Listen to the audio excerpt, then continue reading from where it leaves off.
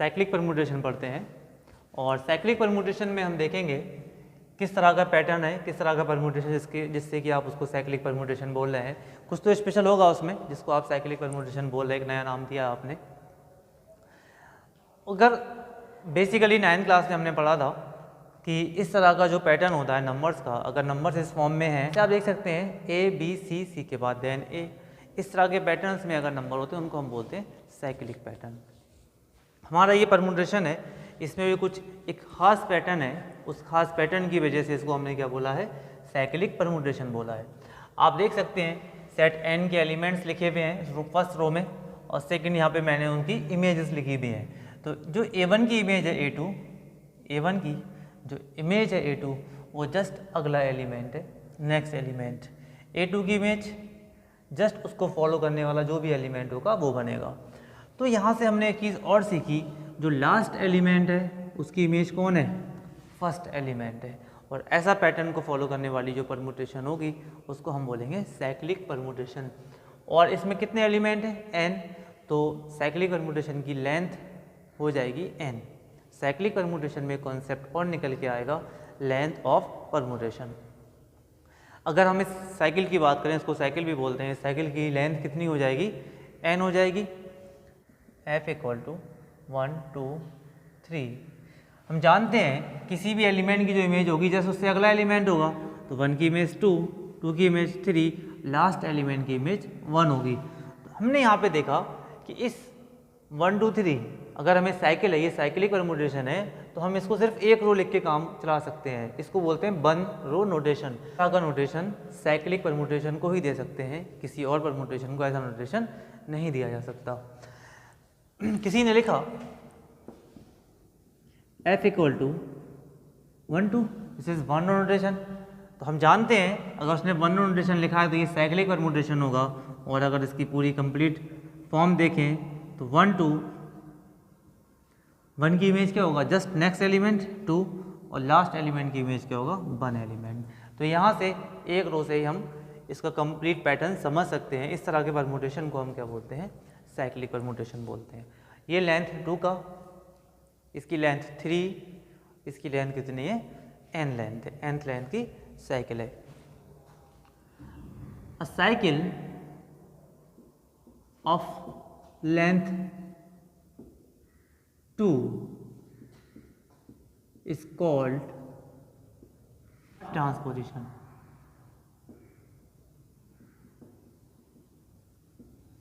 A cycle of length 2 is called a transposition। कोई भी cycle जिसकी लेंथ 2 होगी उसको हम बोलेंगे ट्रांसपोजिशन।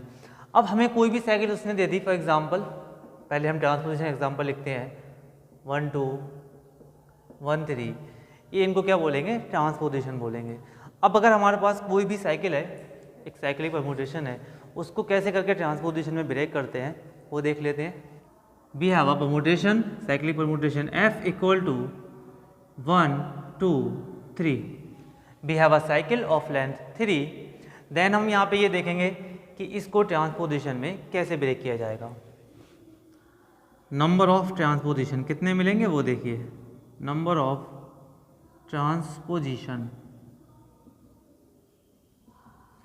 कौन कौन सी ट्रांसपोजिशन मिलेंगी, 2 लेंथ की 1 2 1 3।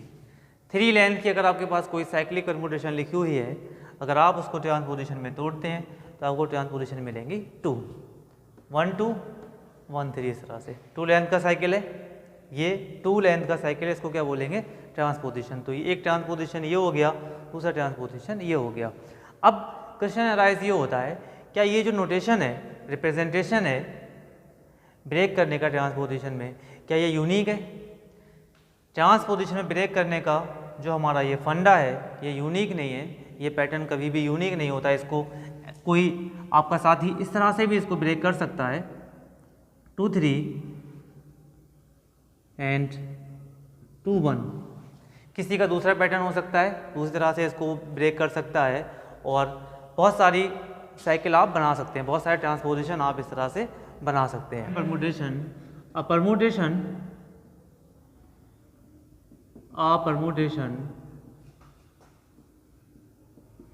which can be which can be written as even number of transposition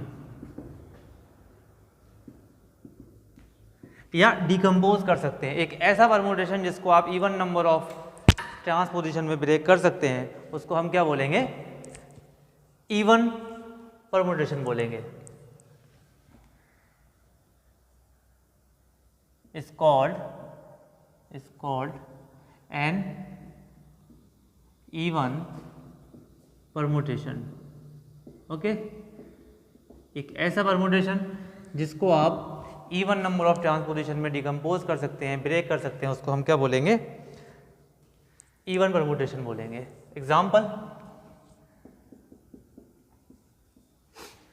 example देख सकते हैं इसका। और suppose f equal to a1 a2 a3 number of transposition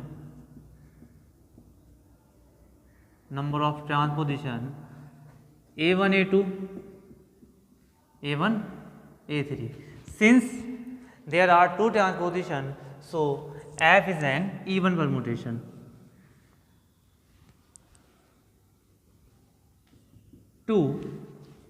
so f is an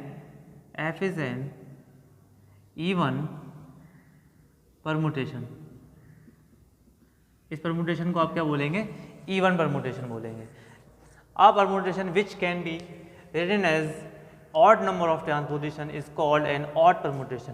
कहने का मतलब ये है कि जब भी आप किसी भी साइकिल को ब्रेक करेंगे, डिकम्पोज करेंगे, तो उस जो ट्रांसपोजिशन है, ट्रांसपोजिशन कितनी मिली, अगर उनकी संख्या, उनका नंबर्स ऑड नंबर है, जिस परमुटेशन को आपने ट्रांसपोजिशन में ब्रेक किया, नंबर ऑफ ट्रांसपोजिशन अगर आपको ऑड मिलता है तो आप बोलेंगे ये जो परमुटेशन है वो ऑड परमुटेशन है। उसका एग्जांपल देख लेते हैं। ऑड परमुटेशन का क्या रहेगा? f equal to 1 2 3 4। We have a cycle of length 4। ट्रांसपोजिशंस